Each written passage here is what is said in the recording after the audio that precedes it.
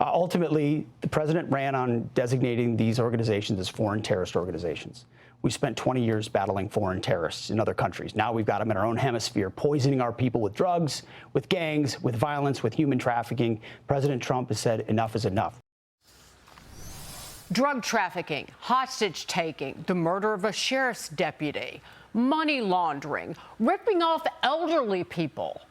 These are just some of the crimes committed by 26 high-ranking drug cartel members who are now in custody in the United States after Mexico agreed to extradite them back here. The Treasury is also taking on cartels, sanctioning one linked to hundreds of millions of dollars of timeshare fraud, often targeting elderly Americans. Cue the liberal media minions and their outrage. Politico declares, quote, Trump's war on the drug cartels is bound to backfire. Yeah, that's interesting. For more, let's bring in Kansas Senator Roger Marshall. Senator, it's great to have you. And part of this piece talks about how President Trump's war on the cartels has definitely scared them a little bit. But then that's where they take the hard turn that starts to not make sense. They say that the part that's going to backfire is the fact that he's cut funds for U.S. drug treatment programs, which actually could increase the demand for drugs. And then they say, on top of that, tariffs, deportations, and growing tensions with Mexico's government, especially over U.S. military action, are creating openings for the cartels to actually expand their reach. Your response, sir?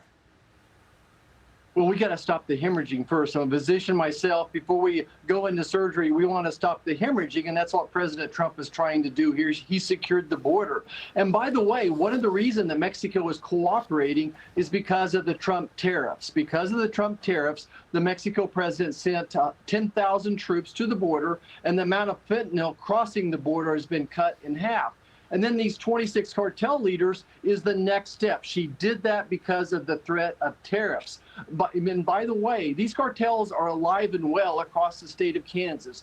Every one of your listeners in your major cities across your state, the cartel has organized crime right there. And what they've been doing is fentanyl. Now they're turning to meth, some other drugs as well. So this is the right direction, and I applaud President Trump's efforts here.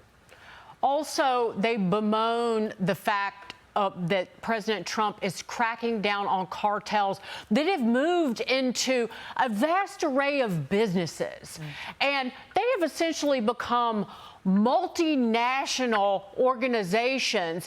And the Trump administration runs the risk of hurting or sanctioning a legitimate business that is doing business with a cartel organization but doesn't know it. That is just balderdash, Senator. Yeah, Mike, I'm just sitting here trying to how to respond to that. I just want to put some exclamation marks here. The Mexican cartels are involved in the marijuana farms in Oklahoma and Colorado. And they are smuggling that into states like Kansas, where marijuana is illegal, addicting our youngsters, especially to those types of drugs. I mean, organized crime is bad. It's bad for the country.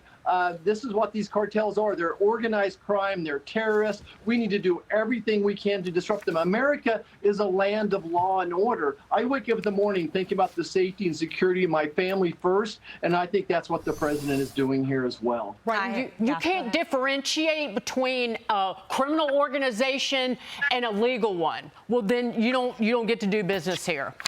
Fair.